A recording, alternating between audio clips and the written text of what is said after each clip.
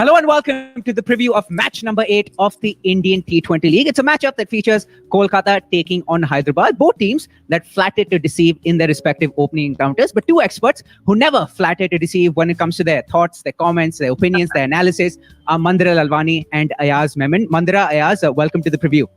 Thank you very much. Thank you, Anubhav. Brilliant. Ayaz, let's cut straight to the chase. So your noteworthy talking points ahead of this encounter and your noteworthy player picks as well. Yeah, well, both teams lost the first match, as you mentioned. They flattered to deceive, and that's they must still be smarting from that defeat. Look, in this kind of a format in this tournament, it's very difficult if you cede too many points. If you lag too far behind, it's very difficult to cover ground later in the tournament. So both teams will be eager to get onto the points table, as it were. I think that could actually, be the spur, the trigger for a very exciting contest, because both teams are actually flush with talent. And especially the overseas quotient is so rich. If you look at Kolkata, they've got Narayan, Morgan, Russell, Pat Cummins, Tom Banton. It's almost an embarrassment of riches.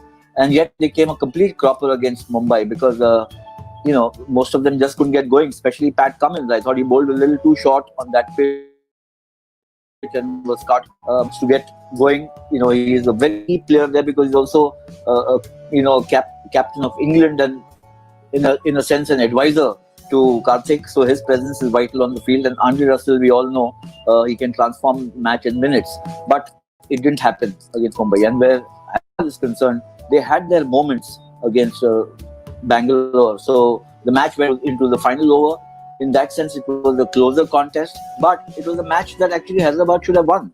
Till Yuzvendra Chahal came and worked his magic, and they ended up on the losing side. So both teams with a lot to play for. My picks, the dual function that he has, he bowls spin, and spinners are becoming very crucial in this tournament, as we can see already. And he opens the batting. He can start with a flourish. Ian Morgan, for the reasons I mentioned earlier, because he's also an explosive batsman. It's not just because he's wise in the head that he's crucial. And I would go for somebody like a Nitish Rana. He's been actually a very teams past maybe 7, 8, 9 years. Not given enough. Explosive batsman can also turn his arm over, a live wire in the field. So these are my 3 picks from Kolkata, from Hyderabad. Yes, on the form in the first match, David Warner, undoubtedly his track record is so astounding. And Khan, he didn't get a wicket in the first match, but he remains, I think, the key figure in the team, and perhaps in the tournament, because as we go ahead, I think spinners are going to come more and more into their own and be the crucial difference between winning and losing. So these are my 3 picks. Thank you so much. Mandira, over to you for your player picks. All right. Basically, if you take Kolkata and Hyderabad and you just see their stats head to head, 10 out of 17 times that's won. And it'll be interesting to see whether they can trend go out. The last 3 out of 5 matches have been by Hyderabad. So in that respect,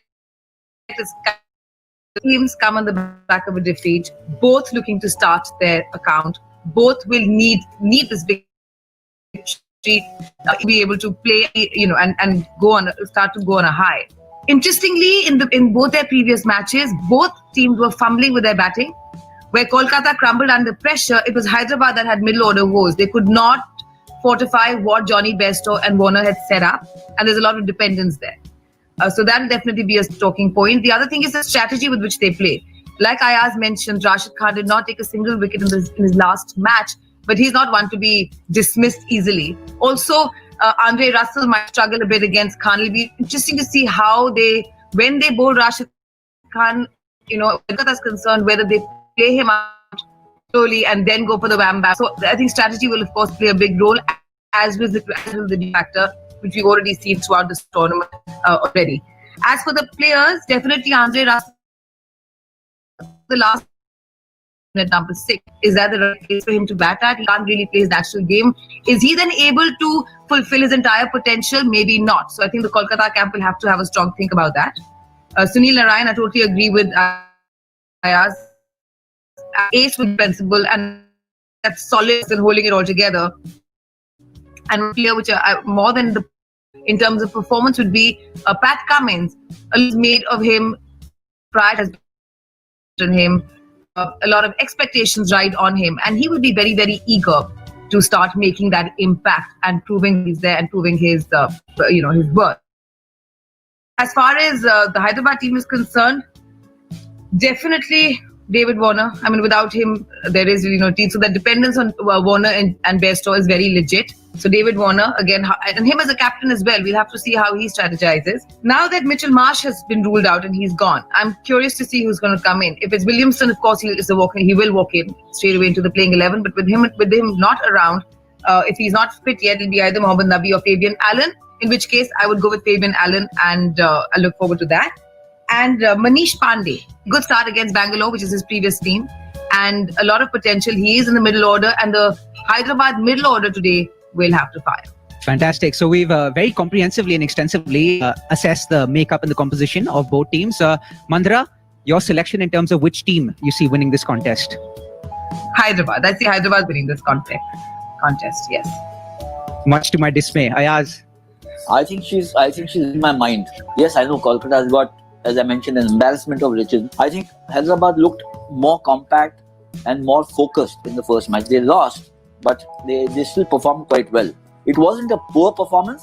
It was an ordinary performance. There's a bit of a subtle difference between the two.